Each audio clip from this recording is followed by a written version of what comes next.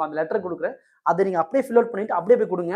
உங்களுக்கு கண்டிப்பாக ஒரு ஃபீஸ் கன்செஷன் இருக்கும். நான் சொல்கிறது அப்படியே போய் அவங்க சொல்லுங்கள். நான் என்னென்ன கண்டென்ட் எழுதி கொடுக்கணும் அந்த கண்டென்ட் அப்படியே போய் சொல்லுங்கள். உங்களுக்கு ஃபீஸ் கன்சிடரேஷன் பண்ணுவாங்க. ஃபீஸ் கன்சிடரேஷன் பண்ணுவாங்க. பண்ணியிருக்காங்கன்னு சொல்லல, பண்ணுவாங்கன்னு சொல்லல, கண்டிப்பாக பண்ணுவாங்க. சரிங்களா? ஏன்னா ஃபீஸ் கன்சிடரேஷன்றது கட்டாயம் எல்லா இன்ஸ்டியூஷன்லையும் பண்ணணும். பண்ணுறாங்க, பண்ணிக்கிட்டு இருக்காங்க. அதில் போய் யாரும் கேட்க மாட்டோம், யாரும் அப்ரோச் பண்ண மாட்டோம், யாரும் போய் அந்த அளவு ஸ்ட்ராங்காக அதை பிலீவ் பண்ணுறது இல்லை. ஃபீஸ் கன்செஷன் எவ்வளோ பெரிய இன்ஸ்டியூஷனில் எப்படி போய் ஃபீஸ் கன்செஷன் பண்ணுவாங்க? நம்ம யார் நார்மலாக ஒரு ஸ்டூடெண்ட், நம்ம என்ன உங்களுக்கு ரிலேட்டிவா இல்லை தெரிஞ்சவங்களா, நமக்கு எப்படி ஃபீஸ் கன்செஷன் பண்ணுவாங்க? அப்படிலாம் கிடையாது.